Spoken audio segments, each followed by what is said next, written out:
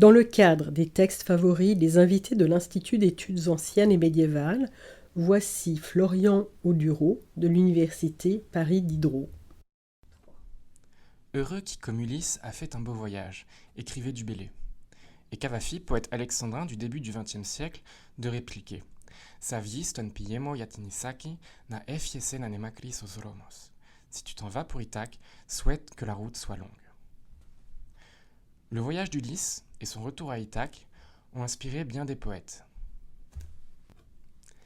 L'Odyssée est l'archétype du voyage, de ce voyage qui nous mène vers l'ailleurs pour mieux nous ramener vers notre propre demeure. Mais l'Odyssée lui-même est un poème du voyage, un poème qui voyage. Avant d'être consigné à l'écrit sur décision des Pisistratides au VIe siècle avant Jésus-Christ, avant d'être à jamais assigné à résidence pour servir les politiques culturelles athéniennes, le poème circulait le long des chemins en compagnie des Aèdes, ces chanteurs professionnels qui allaient de ville en ville et recomposaient à chaque fois leur épopée. Quelle pouvait être alors leur propre émotion au moment où Ulysse, se faisant lui-même l'Aède de son propre récit, racontait à la cour d'Alcinous son périple maritime, la perte de ses amis et la perte du chemin. Après plusieurs jours passés en mer, sur un radeau de fortune, Ulysse échoue, nu et démuni, sur le sable d'une plage, comme seuls aujourd'hui peuvent encore l'expérimenter, non pas nos poètes, mais ces migrants qui traversent la Méditerranée. Accueilli par Alcinous, il raconte alors sa vie. Il raconte sa descente aux enfers et la prophétie du devin Tirésias. On connaît bien la malédiction qui pèse sur Ulysse depuis qu'il a rendu aveugle Polyphème, le fils de Poséidon. Mais un détail dans la prophétie de Tirésias a été éclipsé de notre imaginaire. Lorsque, par la ruse ou à la pointe du glaive, lui dit-il, tu auras tué sur la place publique les prétendants en ton palais, prends une rame bien maniable, et va-t'en jusqu'à arriver chez les hommes qui ne connaissent pas la mer, ni n'ajoutent de sel à leur nourriture.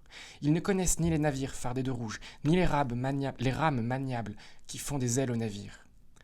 Je te dirai un signe absolument clair que tu ne manqueras pas.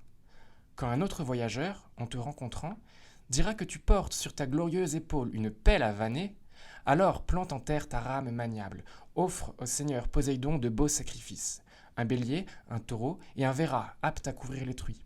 Retourne chez toi, et à tous, l'un après l'autre, offre de saintes hécatombes aux immortels qui habitent le vaste ciel.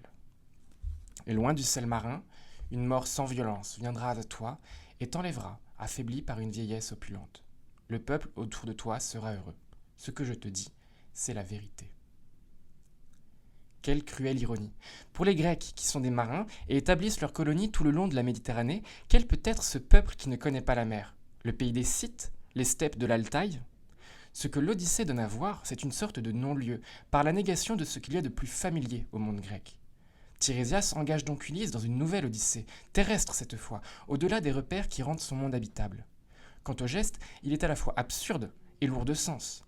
Traîner une rame à travers des pays sans eau, puis la planter dans le sol, c'est lui réserver l'usage le plus contraire à sa fonction.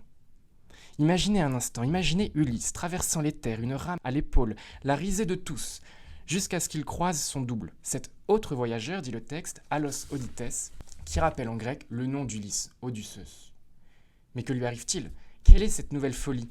Il se met du sel sur la plage pour ne pas quitter son île, et le voilà maintenant qui erre avec une rame jusqu'au pays sans sel. Planter la rame, c'est aussi se délester d'une charge qui pèse sur les épaules comme la fatalité et qui fait l'identité même d'Ulysse. La prophétie intervient juste après que l'âme d'Elpénor, son compagnon, a demandé à Ulysse qu'on plante une rame au-dessus de sa tombe, cette rame qui a accompagné toute son existence. L'objet rituellement abandonné permet en fait la mise à distance maximale entre la mer et Ulysse jusqu'à la fin de sa vie. Dans ce passage, le mot hals est employé 2 fois.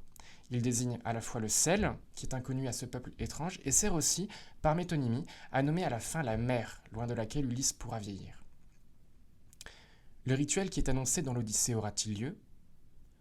L'épopée se clôt en tout cas sur le retour à Ithaque.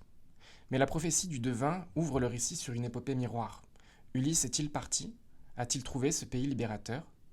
On dirait malheureusement que la malédiction de Poséidon pèse encore aujourd'hui sur tous les voyageurs et sur tous les migrants. Mais où, de nos jours, planter la rame d'Ulysse?